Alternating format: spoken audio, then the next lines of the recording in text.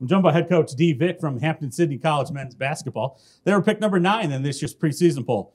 Coach, talk a little bit about your squad coming into this season. Last year, not as far as history goes for the lofty standards at Hamden-Sydney, not a great season for you, but how is that fueling this year's squad with so many guys back from that team? Yeah, we have some key returners back, and I think they are disappointed, as is the coaching staff, and it does motivate us. We've had a great couple weeks of practice. The guys are working hard. There's been great team spirit. Our attitude's been really positive, and our returners are doing a good job of leading the young guys. Who do you expect to be those leaders on the floor for you this year? Well, it starts with Justin Reed, who is a great defensive player, understands our offense, and more than anything, he's just a terrific competitor. His whole family is very competitive. In fact, his mom and dad play Division I sports. He's one of 5 children that are all playing college.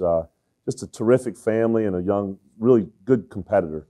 Malik Crute, an all-conference player, is returning, who can score in a lot of different ways. He's also one of our best defenders. He's done a great job for us so far this year. And then we have some good juniors in Kevin Quinn and Chase Johnson, who can really shoot the basketball, who are older and have invaluable experience, and they're also doing a nice job.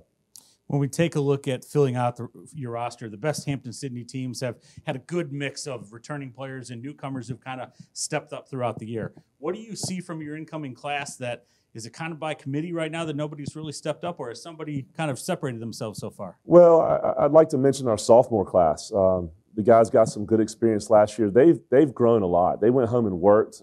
Brendan McHale, he had 100 assists as a freshman last year, which is terrific.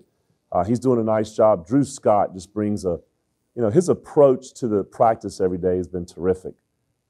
Jake Hahn from Charlottesville is doing well. Jake Furrow from right here in Roanoke, and Baker Haviland from here in Roanoke is also coming back off of ACL surgery, and he's given us good fight in practice. With the newcomers, we got 7 of them, so it's a good group. A few of them to mention, Warren Zager is a 6'5", kind of really a do-it-all guy for us. I mean, he's a stat sheet stuffer type guy. He's from Nashville. He's in practice for us thus far. He's played the 1 through the 5, and we'll play him in a lot of different places. And then another one I'd like to mention is Cole Atwood from down in North Carolina, Mount Olive, North Carolina. The young man shoots about 500 shots, makes 500 shots a day, which is really impressive and something that we want more out of all our guys. Coach, when we finish up here and we take a look at the league, it's been a couple years since the ODAC has gotten multiple teams in the NCAA tournament, and it's been pretty much unanimous that just the competition is so tough in the league that you're beating up on each other.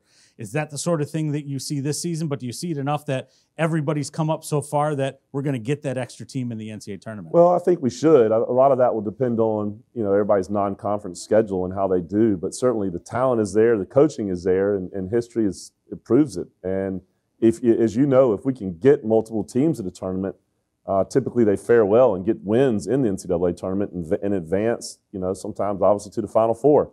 So I think this is a year where we'll have multiple teams in, and hopefully we don't beat each other up too much in the regular season. Well, Coach, I want to thank you for joining me today, and good luck this season. Thank you, JJ.